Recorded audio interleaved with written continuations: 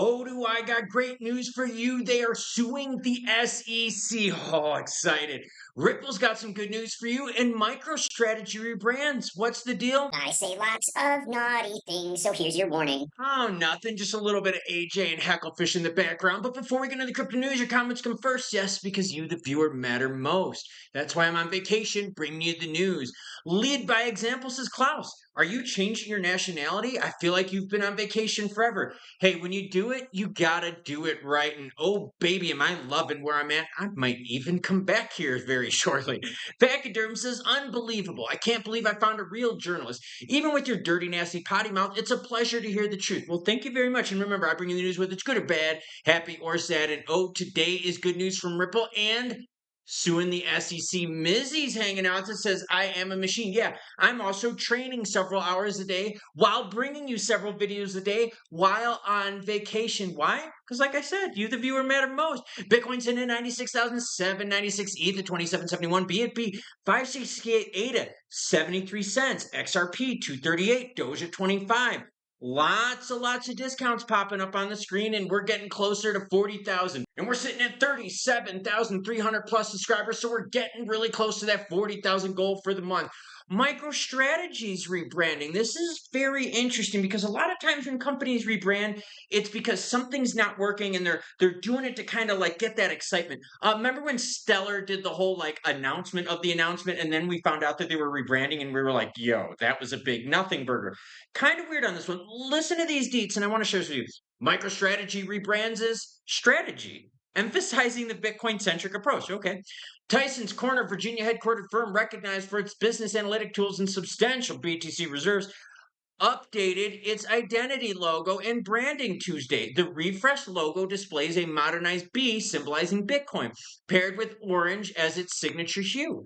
The company now bills itself as the foremost global Bitcoin treasury firm while retaining its status as a publicly listed business analytics provider. Okay. Leadership strategy asserts that the overhaul reflects its broader vision.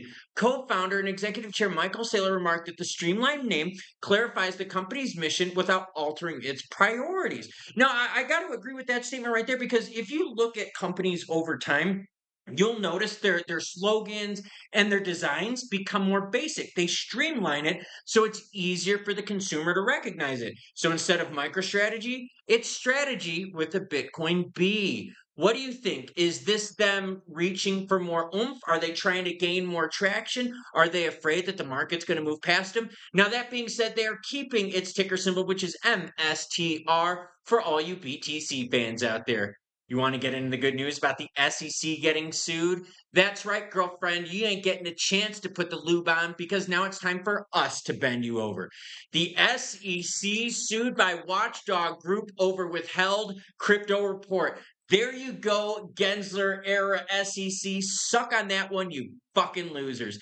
Empower Oversight has filed a lawsuit against the SEC for failing to disclose a long awaited report on ethical conflicts and selective enforcement within the agency. I wonder who got the golden pass under the SEC, and I wonder who got bent over. Well, now it's our turn to bend you over. The SEC Office of Inspector General completed the report more than a year ago, but the agency has yet to release it, despite Freedom of Information Act requests, according to the lawsuit. Come on now, how much more proof do we need that the SEC under Gensler was just absolutely corrupt? And how much more oomph do we need that that regime was all about controlling people and not being open and honest? The lawsuit seeks to compel the SEC to disclose findings related to former SEC Division Corporate Finance Director William Hinman. So the Gensler administration was protecting Hinman on his way out. The investigation focuses on potential conflicts of interest involving Hinman ties to his previous firm, Simpson Thacher, which had financial interests promoting Ethereum. That's right, Ethereum got the golden pass. Listen to this. The SEC's silent treatment is old and tired, and its refusal to release these records is quite frankly suspicious. That's right. If you've got nothing to hide, why are you hiding stuff? Leavitt emphasized that transparency is essential to addressing concerns over the regulatory bias and ensuring accountability for the crypto sector. Freaking love it. So now SEC, Gensler admin, Hinman, it's time for you to get bent over, girlfriend. ETH and BTC getting the golden pass. Now the good news from Ripple. Ripple's RLUSD token secures major listings. This is good for the ecosystem. The much hyped stablecoin is now available for trading on Revolut and Zero Hash.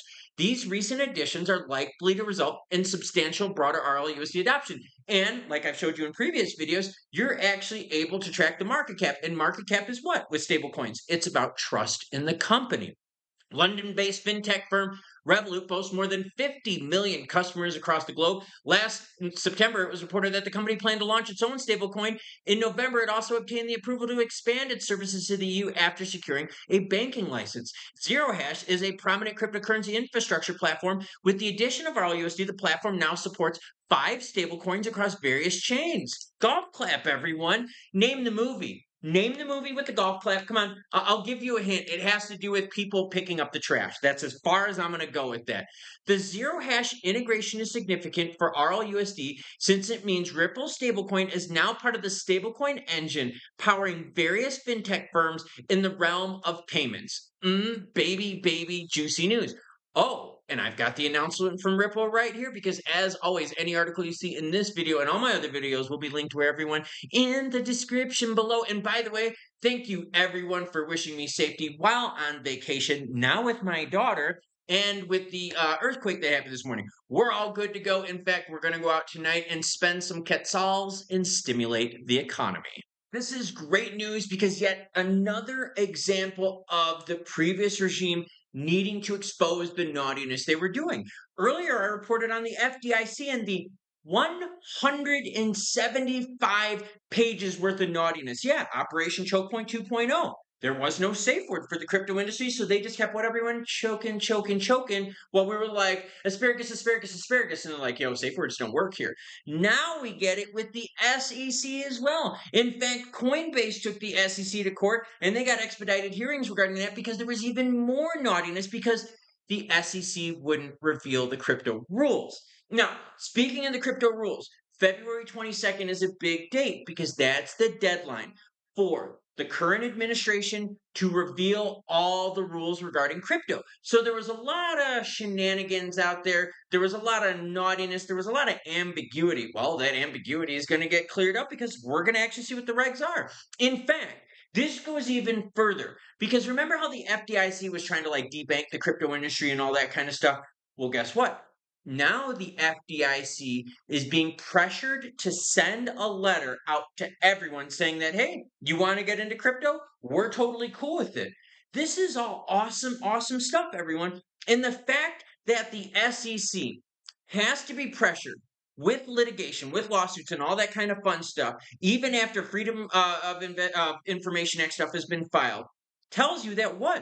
The SEC is definitely hiding something. ETH got the golden pass, BTC got the golden pass, and you tell me, honestly, what's the big difference of ETH now that it transformed to proof of stake, right, compared to other cryptos out there? Seriously, what's the difference, right?